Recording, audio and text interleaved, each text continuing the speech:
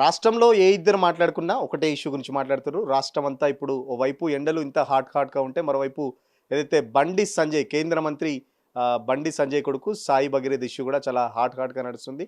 ఇప్పటికి దాదాపు 5 రోజులవుతుంది.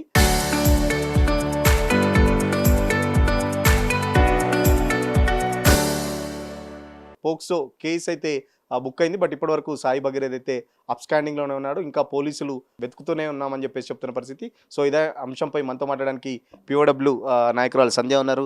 మేడం ఎట్లా చూస్తున్నారు సాయి భగీరథ్ ఇష్యూ? దాదాపు 5 రోజులు పైగా అయింది. ఇప్పటివరకైతే నిందితుడు ఏదైతే ఆరోపణలు ఎదుర్కొంటున్న నిందితుడు ఇప్పటివరకు పోలీసులు పట్టుకోలేకపోతున్న పరిస్థితి. వారం అయింది ఎఫ్ఐఆర్ అయ్యి వారం. మే 8న ఎఫ్ఐఆర్ అయింది. మే 9 నుంచి మేము మాట్లాడుతున్నాం. డాక్టర్ ఆర్ఎస్ ప్రవీణ్ కుమార్ గారు, మేమిద్దరం 9వ తారీఖు నుంచి మాట్లాడుతూనే ఉన్నాం. ఆ తర్వాత 10వ తారీఖు 11 నుంచి దాదాపు అన్ని ప్రజా సంఘాలు, విద్యార్థి యువజన మహిళా సంఘాలు, ఇప్పటికి మహిళా సంఘాలు కలిసి ప్రెస్ మీట్ పెట్టినాయి, విద్యార్థి యువజన సంఘాలు పెట్టినాయి, అందరం కలిసి రౌండ్ టేబుల్ పెట్టాం, అంబేద్కర్ బొమ్మ దగ్గర ప్రొటెస్ట్ చేసాం. మొన్న పేట్ బషీర్బాగ్ అంటే 13వ తారీఖు పేట్ బషీర్బాగ్ పోలీస్ స్టేషన్ ఎదురుగా మా ప్రజా సంఘాలు పీఓడబ్ల్యూ పీడిఎస్ ఇఫ్టుగా మేము ధర్నాలు చేసాం అరెస్ట్ చేయాలని. అట్లాగే నిన్న హైకోర్టులో ఉంది కాబట్టి మధ్యంతర ఉత్తర్వుల కోసం వేశారు. ఒక రక్షణ అంటే పోలీసులు హ్యాండ్ ఓవర్లో చేసుకోకుండా ముందస్తు బెయిల్ వేరు, మళ్ళీ మధ్యంతర ఉత్తర్వుల కోసం కూడా వేశారు, 2 వేశారు. సో నిన్న మధ్యంతర ఉత్తర్వుల మీద నిన్న ఉండింది బెంచ్ మీద, 10th బెంచ్ మీద. అయితే దాని ముందు రోజు పోలీసులు అబ్జెక్ట్ చేయాలి. పోక్సో కేసులో ఉన్న నిందితుడిని రిలీఫ్ కల్పించడానికైనా బెయిల్ ఇవ్వడానికైనా ఎటువంటి మధ్యంతర ఆర్డర్లు కూడా పొందకుండా పోలీసులు అడ్డుకోవాలి, దాన్ని ప్రివెంట్ చేస్తూ బెయిల్ వేయాలి, బెయిల్ని రద్దు కోరుతూ పిటిషన్ వేయాలని కూడా మేము ధర్నా డిమాండ్గా అక్కడ పోలీస్ స్టేషన్ ముందు చెప్పాం. అధికారులను కలిస్తే కూడా ఈరోజు మేము వెళ్తున్నాం, రేపటి రోజున బెయిల్ రాకుండా అడ్డుకోవడానికి ఈరోజు మేము వెళ్ళి పిటిషన్ వేస్తున్నామని కూడా పోలీసులు చెప్పారు. మేము ధర్నా సందర్భంగా పోలీస్ అధికారులను అడిగితే నిన్న డీజీపీని కలిసాం, విద్యార్థి యువజన మహిళా సంఘాలుగా. నిన్న సాయంత్రం డీజీపీ గారిని కలిసి చాలాసేపు మాట్లాడాం. అంటే ఫోక్సో కేసులు ఎన్ని అవుతున్నాయి, ఇది అయ్యాక సంగారెడ్డిలో అయింది, ఇమీడియట్గా అరెస్ట్ చేశారు. ఇవాళ తెలంగాణ రాష్ట్రంలో దాదాపు 8వ తారీఖు నుంచి ఇప్పటి వరకు చూస్తే మా దృష్టిలోకి వచ్చినాయి ఒక 15 ఫోక్సో కేసులు ఉన్నాయి. వాటన్నిట్లలో కూడా అరెస్టులు జరిగాయి. ఏ ఫోక్సో కేసులో అయినా నాకు ఇప్పుడు వీలు కాదు, 2 రోజులు టైం కావాలని నిందితుడే మెయిల్ పంపగా చూసామా? అంటే ఈయన స్పెషలా? కేంద్ర హోంశాఖ సహాయ మంత్రి కొడుకు కాబట్టి, క్యాబినెట్ యూనియన్ మంత్రి కాబట్టి వాళ్ళకి ఇంత ఎగ్జామ్షన్ ఉంటుందా? మెయిల్స్ పంపే సౌకర్యం ఉందా? మిగతా నాన్ బెయిలబుల్ కేసుల్లో ఉన్న నేరస్తులకి, నిందితులకి ఇటువంటి సౌకర్యం ఎప్పుడైనా ఇచ్చారా? ఇవన్నీ మేము ప్రశ్నించాం. ఆయన అన్నారు మేము యాక్సెప్ట్ చేయలేదు, అతను 2 రోజులు టైం కావాలి హాజరు కావడానికి అని పెట్టాడు. వాళ్ళ లాయర్ నిరంజన్ రెడ్డి తీసుకొచ్చి పంపించారు రాసి. కానీ మేము దానికి కూడా అతను రాసినట్లుగా పంపినా కూడా మేము దాన్ని యాక్సెప్ట్ చేయలేదు అని సార్ చెప్పారు. అయితే మీరు ఎప్పుడు అరెస్ట్ చేస్తారు, ఎందుకు అరెస్ట్ చేయలేదు, ఎందుకు ఇంత జాప్యం? వారం రోజులుగా అతను పరారీలో ఉన్నాడని మీరంటారు, కానీ బండి సంజయ్ గారు నా కొడుకు పరారీలో లేరు అని హనుమాన్ జయంతి సాక్షిగా, హనుమాన్ జయంతి సందర్భంగా జరిగిన ర్యాలీలో ఆయన రాజకీయంగా చాలా విషయాలు మాట్లాడారు. నా కొడుకు జోలికి, నా కుటుంబం జోలికి వచ్చిన వాళ్ళని ఎవ్వరినీ వదిలిపెట్టను అని బెదిరిస్తాడు. అదే దాంట్లో అసలు విద్యా వ్యవస్థ ఏదేదో మాట్లాడి ఒక అమ్మాయి చాలా టాప్ స్టూడెంటు, సైన్స్ స్టూడెంటు, కానీ ఆ అమ్మాయి డాక్టర్ అవ్వాలనుకుంది ఇంటర్లో, కానీ ఆమె సోషల్లో ఫెయిల్ చేశారంటాడు. ఆయన ఏం మాట్లాడుతున్నాడో మాకు అర్థం కావట్లా. డాక్టర్ అవ్వాలనుకునే అమ్మాయి సోషల్లో ఫెయిల్ అవ్వడం, ఇవన్నీ తన కొడుకు ప్రస్తావన తీసుకొచ్చి ఇవన్నీ మాట్లాడాడు. విద్యా వ్యవస్థ ఇట్లుంది, ఇట్లా ప్రభుత్వాలు వేధిస్తున్నాయి అంటే మరి తన కొడుకును కూడా అన్యాయంగా అట్లా వేధిస్తున్నారని అట్లా అవన్నీ చెప్పాడా? అర్థం కాలేదు. అట్లాగే ఆ రోజు నా కొడుకు పరారీలో లేడు, నిరపరాధిగా తిరిగి వస్తాడు, మేము చట్టానికి సహకరిస్తాం అంటున్నాడు.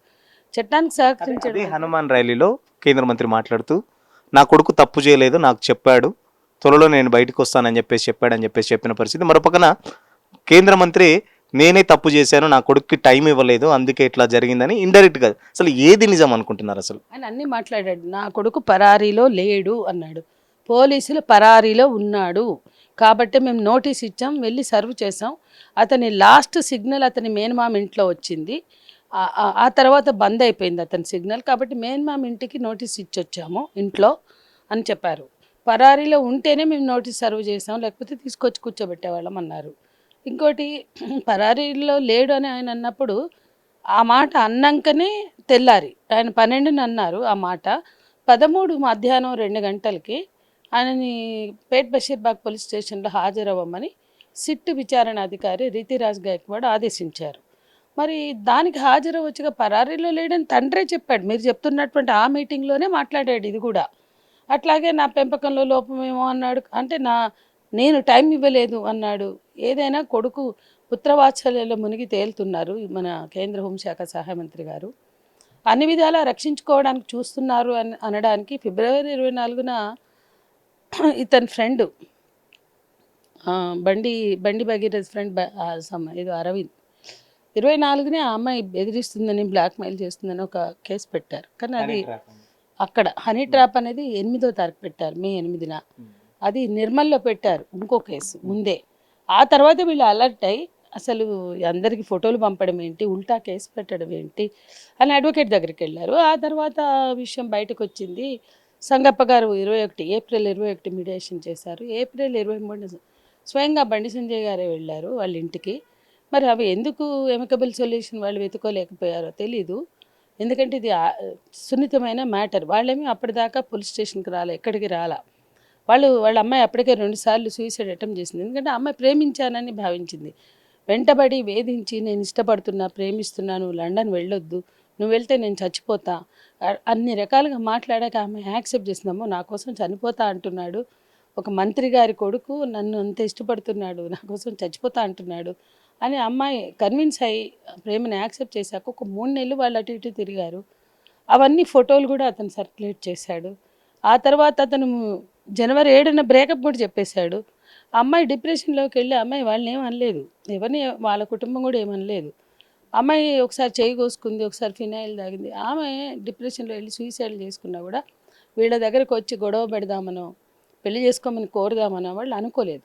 కానీ ఎప్పుడైతే కౌంటర్ కేసు పెట్టించారో, ఎప్పుడైతే ఆ అమ్మాయి ఫోటోలు సర్క్యులేషన్లోకి వెళ్ళాయో అప్పుడు మాత్రం వాళ్ళు భద్రత కావాలి, మా అమ్మాయికే వాడు వెంటబడి వేధించి పెళ్లి చేసుకుంటానని హామీలు గుప్పించి వాడే బ్రేకప్ చెప్పి మళ్ళీ తర్వాత అతని మళ్ళీ ఇవన్నీ ఎందుకు చేస్తున్నాడు అన్న దాంతో వాళ్ళు చట్టాన్ని ఆశ్రయించారు.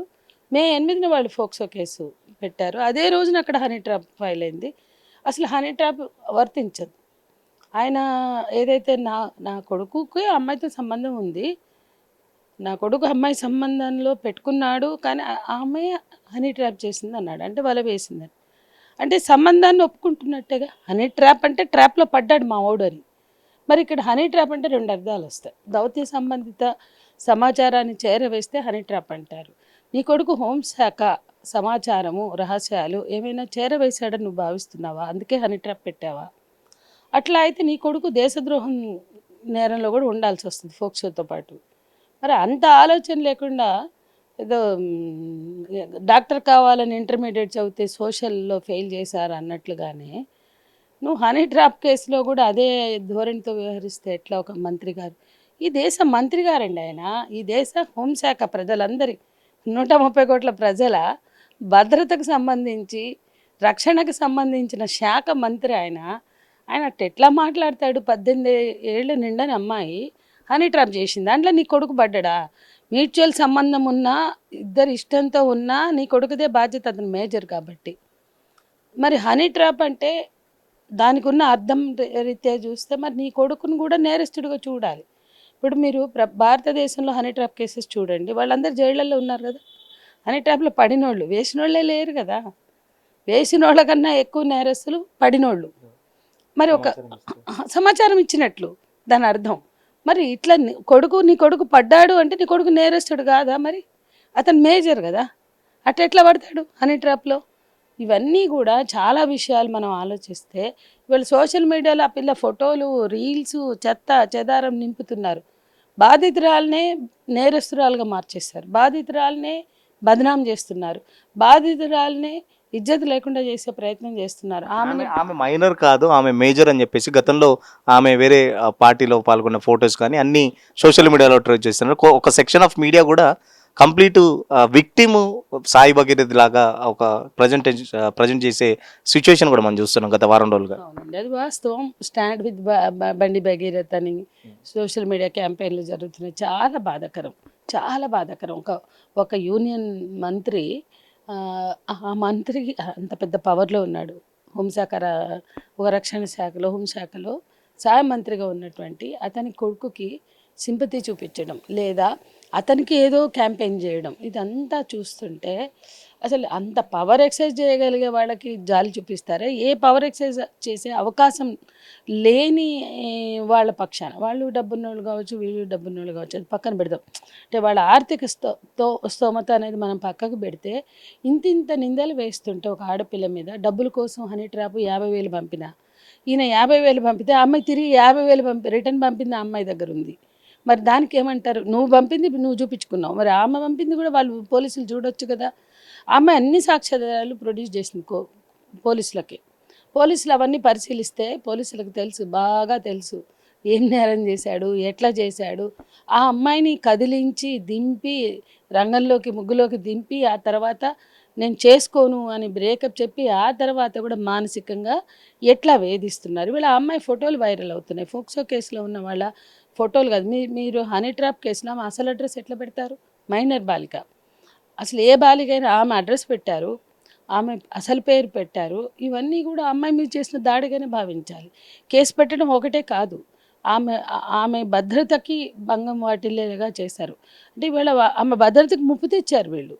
ఈ రకంగా చేసి ఇవన్నీ పెట్టి ఈ ట్రోలింగులు చేస్తూ, ఈ రీల్స్ చేస్తూ, ఈ నిందలు మోపుతూ, ఈ బురద జల్లుతూ ఆ అమ్మాయి గోప్యతని అంటే నిజంగా బాధితురాలి భద్రత రీత్యా గోప్యత పాటించాలి ఎవరైనా, పోలీసులైనా మీడియా అయినా. ఇక్కడ ఆ గోప్యతని దెబ్బతీశారు. రకరకాలుగా వాళ్ళ తల్లిదండ్రులను చూపిస్తామంటే తల్లిదండ్రులు చూపించిన కుటుంబ భద్రత దెబ్బతిన్నట్టే, ఆ అమ్మాయి భద్రత దెబ్బతిన్నట్టే. నెత్తి నోరు కొట్టుకుని మేము చెప్తున్నాం, ఫోక్సో కేసుల్లో తల్లిదండ్రుల పేర్లు కూడా రాయొద్దు, అడ్రస్లు కూడా పెట్టద్దు, ఏ ఏరియా కూడా రాయొద్దు. ఎన్ని చెప్పినా మీడియాకి అర్థం కావట్లేదు. అసలు ఈ కేసులో మెయిన్ స్ట్రీమ్ మీడియా మోగబోయింది. అది ఎలక్ట్రానిక్ మీడియా అయినా ప్రింట్ మీడియా అయినా చాలా తక్కువ మంది ఈ ఇష్యూకి ఇంపార్టెన్స్ ఇచ్చి చూపిస్తున్నారు. ఇప్పుడు చాలా దేశవ్యాప్తంగా న్యూస్ అయ్యాక, జాతీయ మీడియా అంతా పెద్ద ఎత్తున గగ్గోలు పెట్టాక, ఇప్పుడు లోకల్ మీడియా అంటే మన స్టేట్ మీడియా, దమ్మున్న ఛానళ్ళు, దమ్మున్న మీడియాలు అందరూ కూడా నికార్సైన నిజాల్ని మేమే చాటుతాం, నిప్పు లాంటి నిజాల్ని మేమే వెల్లడిస్తామని చెప్పుకునే వాళ్ళందరూ కూడా ఇప్పుడు ఒక 3-4 రోజులుగా దిగారు. కానీ అంతకుముందు ఎట్లా మీడియా మేనేజ్మెంట్కి గురయ్యారు ఇది వాళ్ళే చెప్పుకోవాలి. ఇవాళ ప్రజలు ఈ పోలీసుల్ని చూస్తున్నారు, ఈ రాష్ట్ర ముఖ్యమంత్రిని. 8వ తారీఖు ఎఫ్ఐఆర్ అవుతుంది, 9 లేదు, 9కే ఒక కేంద్ర హోంశాఖ సహాయ మంత్రి కొడుకు మీద ఎఫ్ఐఆర్ అవుతుంది. ఈ రాష్ట్ర ముఖ్యమంత్రికి తెలియదా? తెలియకుండా ఉండదా? ఎందుకంటే అతను యూనియన్ మినిస్టర్. మరి మోడీ మీటింగ్లో చేయి పట్టుకుని లేపి నా ప్రియమిత్రుడు అని ఎట్లా చెప్తాడు? మోడీ ఏమో ఇవాళ రాహుల్ గాంధీ భారత్ జోడో యాత్ర చేస్తే ఈయన బీజేపీసే జోడో అని భారతీయ జనతా పార్టీ సే జోడో యాత్ర చేస్తున్నాడు. అదే మనకు కనపడింది. ప్రధానమంత్రి మోడీ గారు మన ముఖ్యమంత్రి గారిని హమారసే జోడో అంటాడు, ఈయనేమో నా ప్రియమిత్రుడు సంజయ్ అంటాడు. ఇవన్నీ ఏం నడుస్తున్నాయి ఈ రాష్ట్రంలో? అంటే బండి సంజయ్తో మీకు అంత అండర్స్టాండింగ్ ఉండి, అంత సర్దుబాట్లు ఉండి, అంత మీరు పరస్పర సహకారాలు అందించుకోవాలంటే ఒక మైనర్ బాలిక విషయంలోనే మీరు ఇంత దిగజారుతారా? ఇంత సర్దుబాట్లకు గురవుతారా? ఇవేమైనా ఎలక్షన్ సర్దుబాట్లా? అంటే మీరు ఎలక్షన్లలో సర్దుబాట్లు చేసుకుని ఉండొచ్చు, కొన్ని సీట్లు వీళ్ళందరి పరస్పర సహకారంతో మీరు పొంది ఉండొచ్చు. కానీ ఒక బాలికకి న్యాయం చేసే కాడ ఆ స్నేహహస్తాన్ని చూపించడం అనేది, లేదా ఆ కృతజ్ఞత చూపించుకోవడం అనేది కరెక్ట్ కాదు అనేది. మీరేమైనా మాట్లాడారా బాధిత కుటుంబంతో కానీ తల్లితో ఏమైనా మాట్లాడారా? ఆమె ఇప్పటికే అదైతే అమ్మాయి ఉందో ఇప్పటికే కొన్ని ఎలక్షన్స్లో ఓటు కూడా వేసిందని చెప్పేసి ఒకంత ప్రచారం జరుగుతుంది బయట. నిజంగా అమ్మాయి మైనరా మేజరా ఏంటి అసలు? మీరేమైనా మాట్లాడారా కుటుంబంతో? అంటే మేము మాట్లాడలేదు అనేది కూడా కాన్ఫిడెన్షియలేనండి, అవసరం లేదు. కానీ ఇక్కడ మేము ఏం చెప్పదలుచుకున్నామంటే, మేము బహిరంగంగా కూడా వెళ్ళదలుచుకోలేదు వాళ్ళ ఇళ్ళకి. ఎందుకంటే అది కూడా వాళ్ళ ఐడెంటిటీని మనం బయటేసినట్టే. సరే, ఇక్కడ వాస్తవాలు మనం ఎట్లా సేకరించుకున్నా అవి మనం నమ్మితే నిజం మాట్లాడాలి. అవి నమ్మితే వాస్తవాల్ని మాట్లాడాలి. ఇక్కడ మేము నమ్ముతున్నాం. అనేక రూపాల్లో క్రాస్ చెక్ చేసుకున్నాం. ఎల్కేజీ టు 10th క్లాస్ వాడిన సర్టిఫికెట్, ఆధార్లో ఉన్న సర్టిఫికెటే క్రైటీరియా. స్కూల్ ఎడ్యుకేషన్లో పెట్టిన ఎవరికైనా 10th క్లాస్ క్రైటీరియా కదా. స్కూల్ ఎడ్యుకేషన్లో పెట్టిన బర్త్ సర్టిఫికేట్, ఆధార్ కార్డులో ఉన్న బర్త్ సర్టిఫికేట్ని మేము నమ్ముతున్నాం. వివిధ సందర్భాల్లో ఏదైనా ప్రమాదాల నుంచి బయటపడడానికో, లేకపోతే ఏదైనా కొన్ని కారణాలు తప్పించుకోవడానికి ఏమైనా డేట్లు చెప్పారేమో నాకు తెలియదండి. కానీ ఇప్పుడు కాంట్రవర్సీ వచ్చింది, అదైతే వాస్తవం. కాంట్రవర్సీ వచ్చినప్పుడు పరిశీలించాలి. అంటే మున్సిపల్ సర్టిఫికేట్ క్రైటీరియానా, లేకపోతే చిన్నప్పటి నుంచి ఎల్కేజీ నుంచి 10th క్లాస్ వరకు ఒక డేట్ పెడితే చిన్నప్పుడే తెలియదు కదా బండి సంజయ్ కొడుకుతో గొడవ అవుతుందని. ఏదో పెట్టుంటారు కదా, అది కంటిన్యూ అయింది అనుకోండి. ఎల్కేజీలో పెట్టింది 10th క్లాస్ వరకు అదే ప్రొజెక్ట్ అయింది అనుకోండి. ఆ రికార్డు తీసుకోవడం పెద్ద కష్టం కాదు కదా. అదే కరెక్ట్ డేట్ అవుతుంది. ఆధార్లో ఉన్నది అదే కరెక్ట్ డేట్ అవుతుంది. అది పరిశీలించాల్సిన బాధ్యత పోలీసులది. ఓకే, అమ్మాయి అబద్ధం చెప్తే, డేట్ తప్పు చెప్తే దాన్ని నిగ్గుదేల్చవలసింది పోలీసులే కదా. మొత్తం సోషల్ మీడియా ఛానళ్ళు, Bandi Sanjay social media army కాదు కదా. ఈవేళ డబ్బులు తీసుకున్నా లేదా మేనేజ్మెంట్కి గురైన ప్రలోభాలకి లొంగిన మీడియా అయితే కాదు. ఇవి తేల్చవలసింది, నిగ్గు తేల్చవలసింది. సరే, వాళ్ళ దగ్గరకు వచ్చిన సమాచారాన్ని వాళ్ళు ప్రొజెక్ట్ చేస్తున్నారు. కానీ ట్రూత్ అనేది పోలీసులు, ఇన్వెస్టిగేషన్ ఆఫీసర్స్ ఇప్పుడు స్పెషల్ ఇన్వెస్టిగేషన్ టీంని కూడా పెట్టారు. అసలు రాష్ట్రంలో నమోదవుతున్న ఫోక్సో కేసులో సిట్ ఉందా అండి ఎక్కడైనా? దీని తర్వాత సంగారెడ్డిలో అయిన దాని మీద సిట్ ఉందా? దీని తర్వాత మరో కేసు అయింది, అక్కడ సిట్ ఉందా? ఎక్కడా లేని సిట్ ఇక్కడే ఎందుకు? అంటే బండి సంజయ్ కుమారుడు కాబట్టి సిట్ అవసరమైందా? కాలయాపనకు అవసరమైందా? అంటే ఒక పక్కన పరారీలో లేడంటే తీసుకొచ్చి సబ్మిట్ చేయాలా, ఆయనని తీసుకొచ్చి హాజరుపరచాలా, సరిపోతుంది. కోర్టులలోకి వెళ్ళి మధ్యంతర ఉత్తర్వులు ఇవన్నీ ఎందుకు తెచ్చుకోవాలి? నిరపరాధి, ఏ తప్పు చేయలేదు. అమ్మాయి తప్పు చేసింది, మీరెందుకు పారిపోయారు? ఆ అమ్మాయి తప్పు చేస్తే ఆ అమ్మాయిని భరోసాకు రమ్మంటే భరోసాకు వచ్చింది. సఖికి మొత్తం ఎక్కడెక్కడికి రమ్మంటే అక్కడికి వచ్చింది. 8th నుంచి ఇప్పటి వరకు ఆ అమ్మాయి ఎన్నిసార్లు పోలీసులను కలిసింది? పోలీసులు ఎన్నిసార్లు పిలిచారు? మరి ఆ అమ్మాయి వస్తుంది కదా. ఆ అమ్మాయి మీద కూడా హనీ ట్రాప్ కేసు ఉంది. ఆ అమ్మాయి పారిపోలేదే. నీ కొడుకు మీద ఇక్కడ కేసు ఉంటే ఆమె మీద అక్కడ కేసు ఉంది. ఆమె ఏం పారిపోవట్లేదు కదా. అంటే ఇక్కడ దీన్ని బట్టి ఎవరు పారిపోయారు, ఎవరు పారిపోలేదు, ఎవరు ఎలిగేషన్స్కి నిలబడ్డారు. అంటే మనం ట్రూత్ అని ఎట్లా అనుకుంటామంటే, ఎలిగేషన్స్ చేసిన వాళ్ళు తమ ఎలిగేషన్స్ పట్ల నిలబడి మాట్లాడుతున్నారు, పారిపోయి మాట్లాడట్లా. ఇంకో ఎలిగేషన్ చేసిన వాళ్ళు పారిపోయి మాట్లాడుతున్నారు. ఇక్కడ ఎలిగేషన్స్కి సమాధానం చెప్పట్లా, వాళ్ళు పెట్టిన ఎలిగేషన్స్ మీద వాడు నిలబడట్లా. ఏ రకంగా చూసినా ఈ కేసులో బండి సంజయ్ అనే అతని మీద ప్రైమ్ ఫసీ ఉంది. చాలా ఆధారాలు ఉన్నాయి, అతని వీడియోలు ఉన్నాయి, మెసేజ్లు ఉన్నాయి. హనీ ట్రాప్ కేసు పెట్టడం ఒక ఆధారం. సంబంధం ఉందంటే చాలు మనకి. అది హనీ ట్రాప్లో బల వేస్తే సంబంధం ఉందా, లేకపోతే అడుక్కుంటే సంబంధం ఉందా, ఆశపడితే సంబంధం ఉందా, అది అనవసరం. కానీ సంబంధం ఉంది అని అడ్మిట్ అయ్యారు వాళ్ళు పెట్టిన కేసులో. అదే ప్రైమా ఫసీ ప్రాథమిక ఆధారం.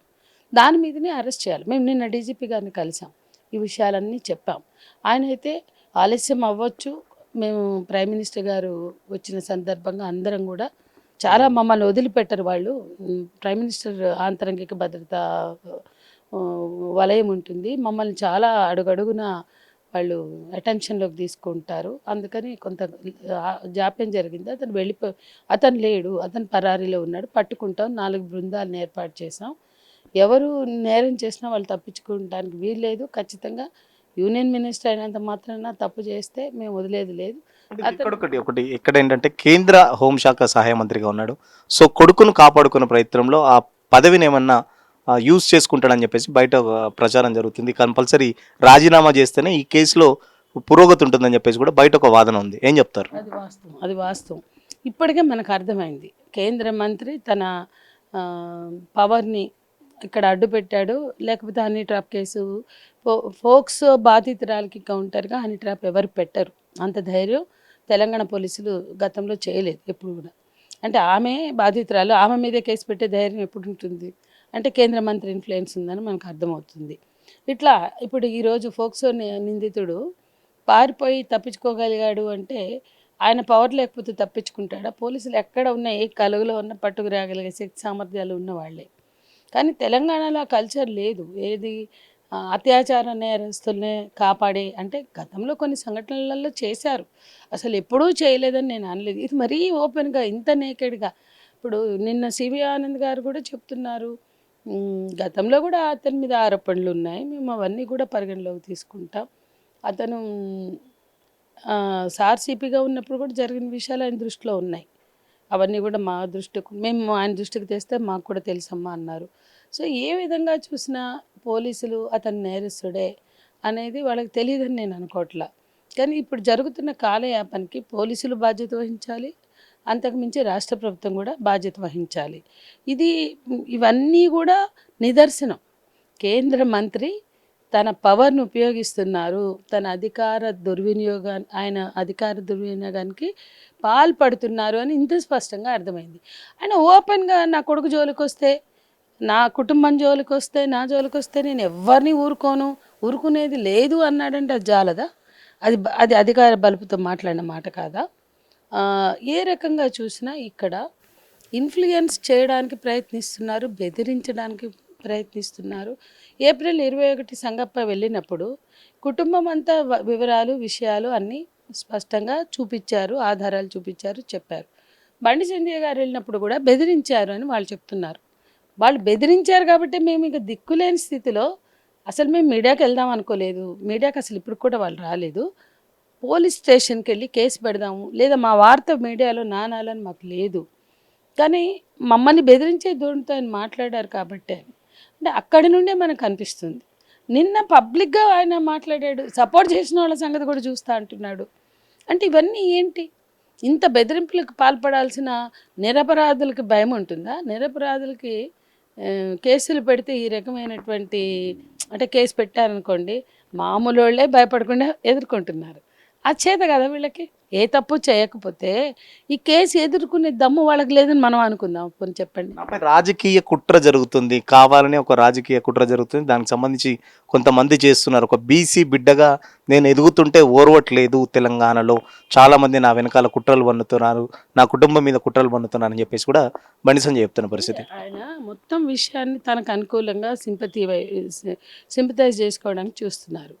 ప్రైమ్ మినిస్టర్ గారి మీటింగ్ని తనకు అనుకూలంగానే మాట్లాడారు, తనకు అనుకూలంగానే మలుచుకున్నారు. హనుమాన్ జయంతిని తనకు అనుకూలంగానే మలుచుకున్నారు. ఈ కేసుని తనకి రాజకీయ కుట్ర, తన మీద రాజకీయ కుట్ర అంటే ఇంత సెల్ఫ్ పిటీతో, ఇంత సింపతి, తన సెల్ఫ్ సింపతితో మాట్లాడుతున్నాడు అంటే అసలు ఏ తప్పు చేయని వాళ్ళు ఇవన్నీ మాట్లాడాల్సిన అవసరం లేదు. ఇప్పుడు నీ కొడుకు మీద పడింది నిందేగా, ఆరోపణే కదా. మీరు పేరు ప్రఖ్యాతులుండి ఇక్కడ ఒక ఎంపీగా నిలబడి గెలిచి యూనియన్ మినిస్టర్గా, అంతకుముందు బీజేపీ రాష్ట్ర అధ్యక్షుడిగా ఇంత ఇంత శక్తివంతమైనటువంటి పోస్టులు మీరు చేసి మీరు నిరపరాధి అయితే దేనికి భయపడాలి, దేనికి బెదిరించాలి, ఆందోళన చెందవలసిన అవసరం ఏమీ లేదు. మరి ఎందుకు ఈ ఆందోళన అని మేము కూడా అడుగుతున్నాం. కేసు పెట్టారు, 10వ తారీఖు మీటింగ్ అయింది, 11వ తారీఖు తీసుకొచ్చి ప్రొడ్యూస్ చేస్తే సరిపోయేది. పోనీ సిట్ వాళ్ళు నోటీస్ ఇచ్చారుగా 13 అని. నిన్న మొత్తం మీడియా అక్కడ పడిగాపులు పడి ఉన్నారు. ఎవరు ఎందుకు వెళ్ళలేదు వీళ్ళ వైపు నుంచి? ఆ తర్వాత మెయిల్ వెళ్ళింది. ఇప్పుడు కూడా ఎక్కడ దాక్కున్నాడు? బయటకు రా, నువ్వు నిరపరాధివి కదా, బయటకు వచ్చి మాట్లాడు. ఇది రాజకీయ కక్ష అంటే మీరు పదవులుంటే బీసీలు అయితే ఏ నేరమైనా చేయొచ్చా? నీ సనాతన ధర్మం ఏమైంది? నీ కొడుకు ఎందుకు పబ్బులు పొంటి తిరుగుతున్నాడు? నీ కొడుకు ఎందుకు రిసార్ట్స్ బట్టి తింటున్నాడు? ఊర్లో వాళ్ళందరికీ సనాతన ధర్మం పత్తికట్టాన్ని బోధించే మీరు మీ పిల్లల్ని ఎందుకు కంట్రోల్ చేసుకోవట్లేదు? మీ పిల్లలు ఇంత అచ్చొసిన ఆంబోతుల్లా తిరుగుతుంటే ఇంకా వాళ్ళని వెనకేసుకుని రావడం, కప్పిపుచ్చుకోవడం, సమర్థించడం అంటే ఏ బాధ్యత కలిగిన రాజకీయ నాయకుడు కూడా చెయ్యకూడని పని, ఏ బాధ్యత కలిగిన మంత్రి కూడా చేయకూడని పని. అధికారం మీరు దోచుకోవడానికి, ఇట్లాంటి వ్యవహారాలు వెలగబెట్టడానికి కాదు. నీ కొడుకు వ్యవహార శైలి ఏంటి, వాడి వేష భాష వస్త్రధారణలు ఏంటి, ఇవన్నీ కూడా మీరు గమనించాలి. అన్నీ కూడా అకౌంటబుల్. ఇక్కడ ఒక మంత్రి అయినా, ఒక పోలీస్ అధికారి అయినా, ఒక డీజీపీ ఉంటారు, వాళ్ళ కుటుంబం ఎట్లా ఉంటుంది, ఎవరు ఆయనే చెప్తున్నాడు అదే మీటింగ్లో, నా భార్య దగ్గరికి అందరూ వెళ్తారు ఫేవర్ల కోసం. ఎందుకు వెళ్ళాలి? నీ భార్య ఒక ఉద్యోగి, చేస్తే ఉద్యోగం చేయాలా, లేకపోతే కుటుంబాన్ని నడపాలి. కానీ ఆమె ఎందుకు పైరవీలు చేయాలి?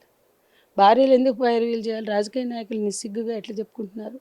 భార్యలు పైరవి సహాయం కోసం వస్తారు అంటే నేనేమంటున్నానంటే సహాయం అనేది ఒక రాజకీయ పార్టీగా మీరు చెయ్యొచ్చు, కానీ దాంట్లో భార్యలని ఆ రకంగా మీరు అంటే ప్రతిదీ సింపతికి మలుచుకోవడం, ప్రతిదీ నిన్న ఆయన మాట్లాడిన తీరులో అంటే ఎవరైనా తమకు శక్తి సామర్థ్యాలు ఉంటే హెల్ప్ చేయొచ్చు, సాయం చేయొచ్చు, కానీ మీరు ప్రొజెక్ట్ చేసుకున్న తీరు ఎట్లా ఉంది? ప్రతిదీ కూడా ప్రొజెక్ట్ చేసుకుంటున్న తీరు ఎట్లా ఉంది? అది ఏమైనా డిగ్నిఫైడ్గా ఉందా, జస్టిఫైడ్గా ఉందా? లేదు. మేము నేరం చెయ్యలేదు అని కప్పిపుచ్చుకునేలాగా ఉంది, కానీ నేరాన్ని, నేరారోపణని, పోనీ నేరాన్ని మనం కూడా జడ్జిమెంటల్గా ఉండొద్దు, నేరారోపణని ఎదుర్కొనేలాగా మాత్రం లేదు. ఎదుర్కొనేలాగా ఉంటే ఫస్ట్ ముందు తీసుకెళ్ళి ప్రొడ్యూస్ చేయాలి. ఏ తప్పు చెయ్యకపోతే అసలు భయపడాల్సిన పని లేదండి, కానీ ఇప్పుడు భయపడుతున్నాడు. అక్కడ బెయిల్ వస్తేనే అతను వచ్చేలాగున్నాడు. అంటే పోలీసులు ఏమన్నా హోంశాఖ సహాయ మంత్రి కొడుకుని పట్టుకుని కొడతారా? లాకప్ డెత్తులు చేస్తారా? చేయాలని కూడా కోరుకోవట్లేదు. నేను బండి సంజయ్ కొడుకుని ఎన్కౌంటర్ చేయమనట్లేదు, చేయొద్దని చెప్తున్నా. మరణశిక్షలు కూడా వేయొద్దు, చట్టబద్ధంగా అరెస్ట్ చేసి రిమాండ్కి పంపండి, తర్వాత నిష్పక్షపాతంగా విచారణ జరిపించండి, సాక్ష్యాధారాలు ఏముంటాయో వాటి మేరకే శిక్షలు వేయండి అని మేము అడుగుతున్నాం. మరి అంత పెద్దవాళ్ళని మేము అదే అడుగుతున్నాం. మరి దీనికి భిన్నంగా రాజకీయ నాయకులు, పోలీసులు అయితే పేదవాడంటే ఎన్కౌంటర్ చేసి అవతల పడేస్తారు. అది కూడా తప్పని మేము అన్నాం కదా, మేమే వేసాం కదా, దిశ ఎన్కౌంటర్ తప్పు, ఎన్కౌంటర్ కాదు చట్టబద్ధంగా శిక్షించి ఉండాల్సిందని సజ్జనార్ గారి మీద కేసు వేసింది మేమే, అందరికి తెలిసిన విషయమే. కాబట్టి ఈరోజు సెన్సేషనల్ కోసం మేము మాట్లాడట్లేం. అంత పెద్ద స్థాయిలో వాళ్ళే ఇట్లా నేరం చేసి లేదా నింద వస్తే లేదా కేసు పెడితే ఇట్లా తప్పించుకుంటే ఈరోజు ఏం మెసేజ్ వెళ్తుంది? ఈ తెలంగాణ రాష్ట్ర ప్రభుత్వం మహిళల భద్రత గురించి ఆలోచించదా?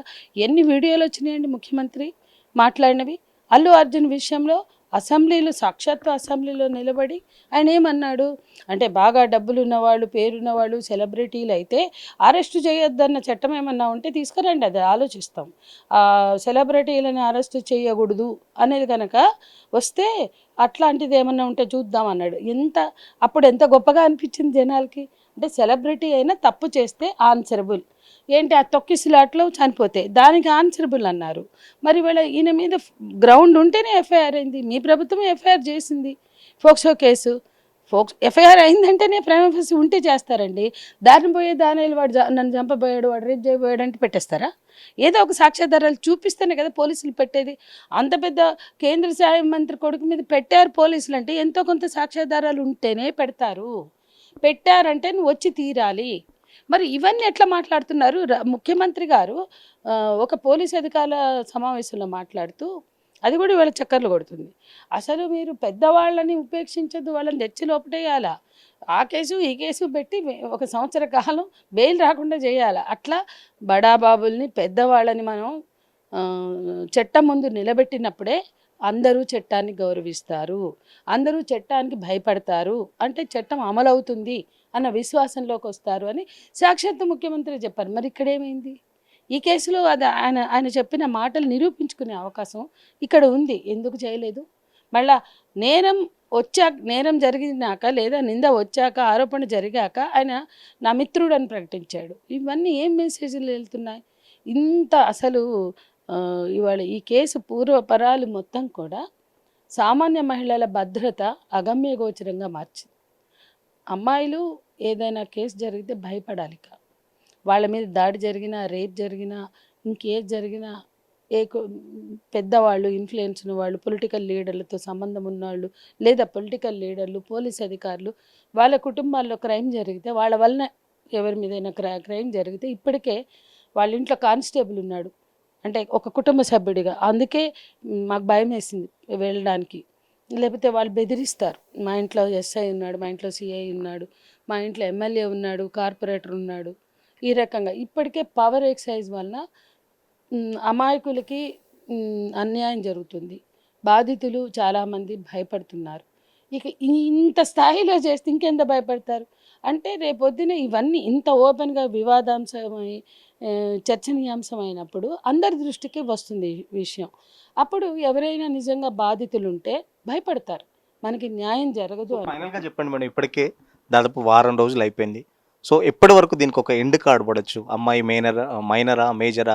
ఈ ఏదైతే సిట్ వేసారో విచారణ అంతా ఎప్పటిలోపు కంప్లీట్ అవుతుంది? ఎప్పుడు ఉండబోతుంది అనుకుంటున్నారు మీరు? మైనర్ అయినా మేజర్ అయినా నేరం అని జరిగిందని చెప్పినప్పుడు వాళ్ళ బెదిరింపులు, వాళ్ళ అమ్మాయి ఫోటోలు వైరల్ అవ్వడం, ఇట్లా చాలా ఉన్నాయి ఇందులో. ఫోక్సోకి సంబంధించిన అంశాలు ఒకటే లేదు, ఏజ్ ఒకటే కదా, ఏజ్ ఈజ్ క్రైటీరియా, అది మేజర్. కానీ మిగతా అంశాలు కూడా ఉన్నాయి. కాబట్టి ఏవైనా అతను సరెండర్ అన్న అవ్వాలి, లేదా పోలీసులు అతన్ని అరెస్ట్ అన్నా చేయాలి. అది మొదటి అంశం. రెండో అంశం ఏంటంటే ఏజ్ అనేది ఒక డైవర్షన్గా తెచ్చారు. ఏజ్ ప్రూవ్ అయ్యే వరకు అతను నేరస్తుడు కాదు అనుకోవడం తప్పు.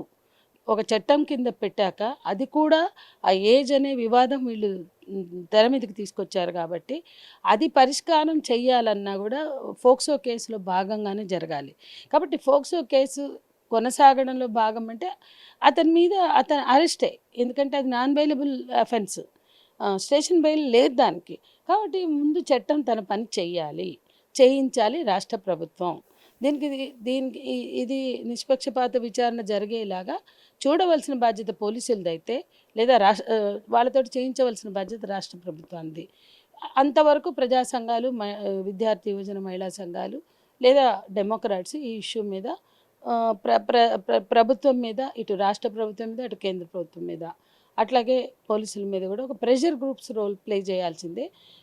ప్రజా సంఘాలు లేదా ఉద్యమాలు, మీడియా ఒక న్యాయాన్ని కోరుకునే, ప్రజాస్వామ్యాన్ని ఆకర్షించే శక్తుల ఒత్తిడి ఇక్కడ అవసరం. వాళ్ళ ఒత్తిడి లేకుండా ఇక్కడ న్యాయం మాత్రం జరగదు.